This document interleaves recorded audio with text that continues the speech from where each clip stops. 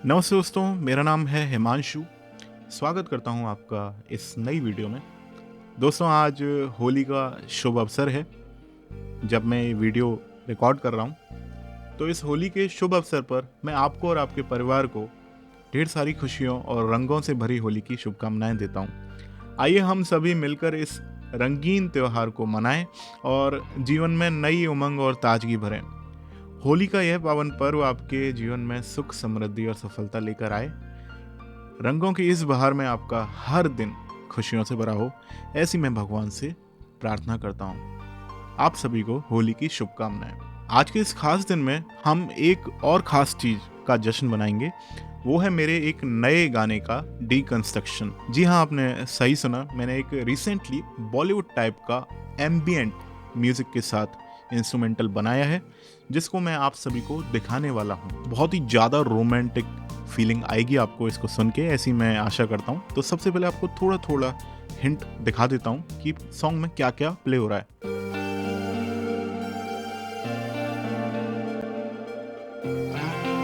आगे चलते हैं और मैंने अभी यहाँ पर लीड को ऑफ कर रखा है, जिसको मैं एक्टिवेट कर देता हूँ।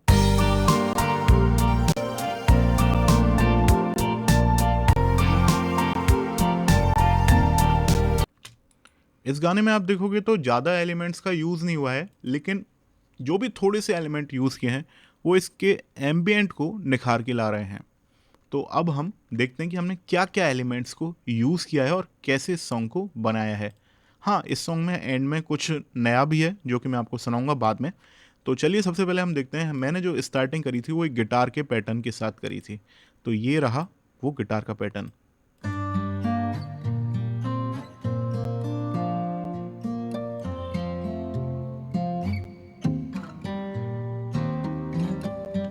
तो आप देखोगे यहाँ पर ये जो नीचे नोट्स प्ले हो रहे हैं, ये मैंने आर्टिकुलेशंस को प्ले किया हुआ है, और ऊपर ये कॉर्ड, जो कॉर्ड या फिर कॉर्ड्स के अंदर जो नोट्स आते हैं उनको मैंने प्ले किया हुआ है। मैंने लाइब्रेरी जो यूज़ की है वो है नेटिव इंस्ट्रूमेंट की पिक्ड अकॉस्टिक मेलोडी। तो इसमें मेलोडी वाला टाइप मैंने यूज़ किया है, और यहाँ पर ये जो आर्टिकुलेशंस हैं इनको चेंज करता रहा हूँ मैं बीच बीच में। तो अभी हम दूसरे पैटर्न पर आते हैं, जिसमें मैंने अगेन एक लाइब्रेरी प्ले करी है। वो है इलेक्ट्रिक सनबर्स्ट, आई थिंक। तो इसमें डीलक्स मेलोडी है ये जो पैटर्न है। अब मैं आपको दिखाता हूँ। इसमें भी आप देखोगे तो यहाँ पर ये जो नोट्स हैं ये आर्टिकुलेशंस हैं। देखो ये वाले, ये आर्टिकुलेशंस हैं और ऊपर नोट्स प्ले हो रहे हैं। तो आप देखना इसमें बेंडिंग्स आएंगी।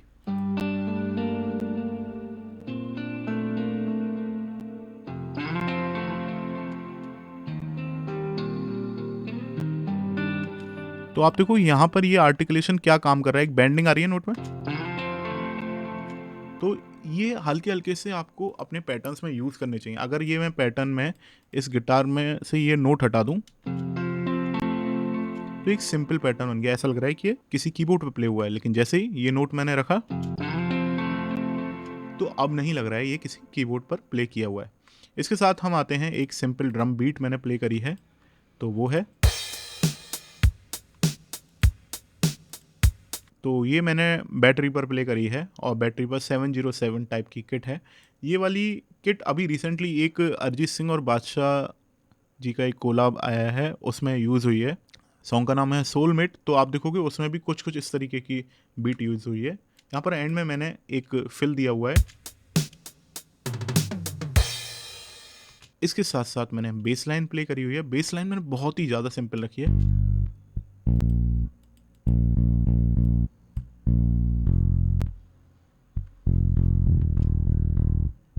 अब देखो बेस लाइन में मैंने कुछ डेड नोट्स को प्ले किया हुआ है।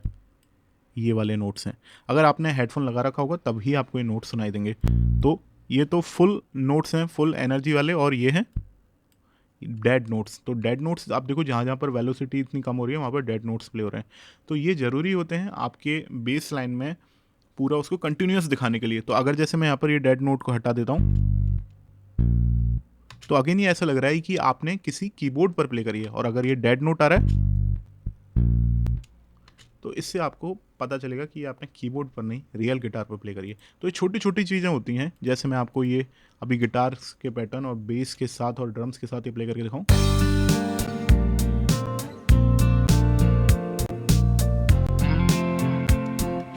ये ऐसा लग रहा है कि आपने रियल में प्ले किया हुआ है गिटार। ये ही छोटी-छोटी चीज़ें। अब जैसे इसके साथ मैंने एक पैटर्न और प्ले किया हुआ है। ये सिंथ मैंने प्ले किया हुआ है, मिनी फ्लूट और ये रेट्रो मशीन्स ये लाइब्रेरी है, उससे मैं प्ले किया हुआ है।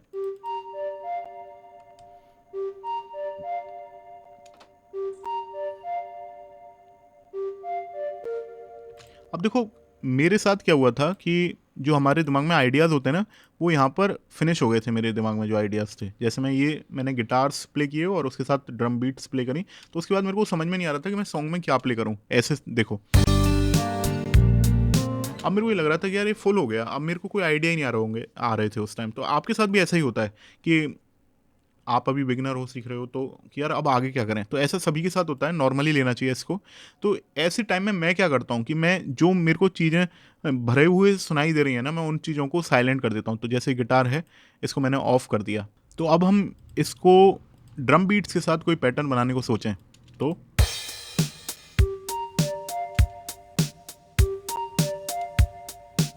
आप चाहो तो बेस लाइन को प्ले कर सकते हो ताकि आपको रेफरेंस मिलता रहे।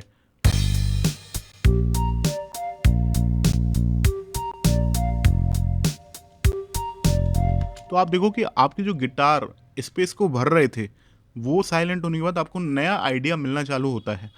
इस तरीके से आप जो आइडियाज़ होते हैं उनको जनरेट कर सकते हो। अब इसके साथ मैं अभी वोकल चॉप्स को आपको नहीं सुना रहा हूँ, इसके साथ मैं आपको एक पैटर्न और सुनाना चाहता हूँ जो कि अगेन मैंने जो गिटार्स थे और जो नए पैटर्न जोड़े हैं ना उनको साइलेंट करके बनाए थे। ठीक है? तो ये मैंने गिटार प्ले किया हुआ है, अगेन कॉन्टैक्ट की लाइब्रेरी मैंने यूज़ करी है, विंटेज इलेक्ट्रिक विंटेज मेलोडी। तो ये मैंने सिंपल रखा है, ज़रूरी नहीं है आप सभी जगह आर्टिकुलेशंस को चेंज करो। तो बहुत सारे मैंने अकॉस्टिक गिटार में और जो इलेक्ट्रिक गिटार है इससे पहले मैंने आपको दिखाए थे, वहाँ पर मैंने आर्टिकुलेशन चेंज किए थे, तो ये मैंने सिंपल ही रखा है। इसके साथ अब हम आते हैं, ये हमारी पियानो की लीड है, ये मैंने एलिसिया कीज़ पर प्ले किया हुआ है ये पियानो। तो इसमें तो दिखाने का कुछ है नहीं है क्योंकि मेलोडी है, ये मैंने एलिसिया कीज़ पर प्ले करी है। अब मैं आपको वोकल चॉप्स दिखाता हूँ इसमें। ये मेरी ही आवाज़ थी जिसको मैंने वोकल चॉप्स में बदल दिया। तो मैं अगर आपको ये सारे इफ़ेक्ट्स को ऑफ करके सुनाऊं और यहाँ पर अगर हम चलते हैं, इसमें मैंने जो पिच को दिया हुआ है इसको रीसेट कर दूं,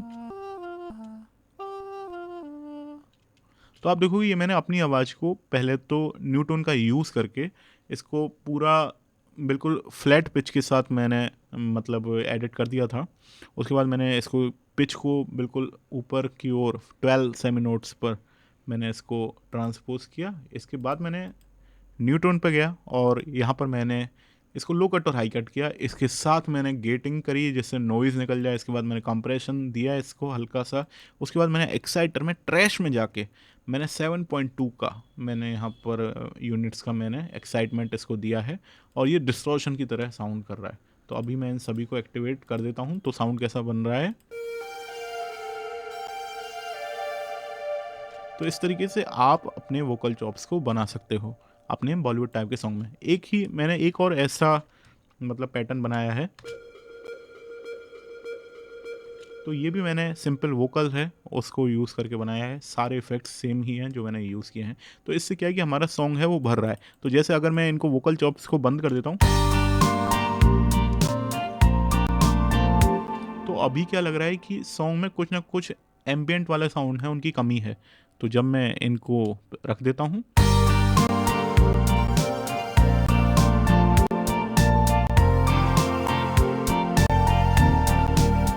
तो इस तरीके से हमारे एम्बिएंट वाले सॉन्ग भी आ जाते हैं, साउंड भी आ जाते हैं। तो अब मैं आपको एंड में जो मैं आपको बता रहा था मैंने स्ट्रिंग्स का यूज़ किया है यहाँ पर, वो आपको सुनाता हूँ।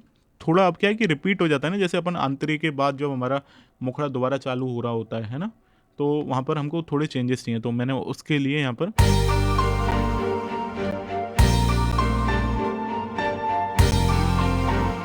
तो यहाँ पर मैंने स्ट्रिंग्स का यूज़ किया है। अब स्ट्रिंग्स मैंने तो ये जो पैटर्न है सिंपल मैंने यूज एम की स्ट्रिंग्स के ऊपर प्ले किया हुआ है। तो इसमें मैंने डिके को कम किया हुआ है और एम्बिएंट जो रिवर्ब का साउंड है उसको कम किया हुआ है। अदरवाइज़ ये डिके इतना था, तो मेरे को अभी डिके की कम ज़रूरत थी तो मैंने इसलिए यहाँ पर इतना डिके यूज़ किया है। तो अभी आपको जैसे अब मैं सॉन्ग की स्टार्टिंग सुनाता हूँ।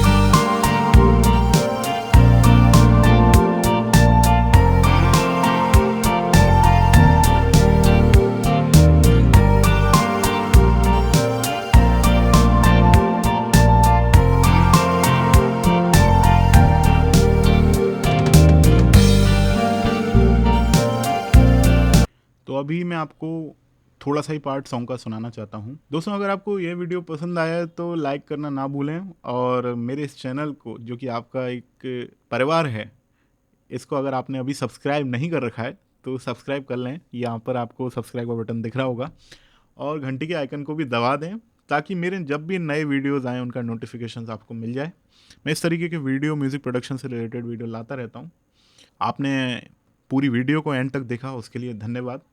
फिर मिलेंगे किसी एक नए वीडियो में, तब तक के लिए अपना ख्याल रखिए और होली को सुरक्षित तरीके से मनाइए। Take care, bye bye.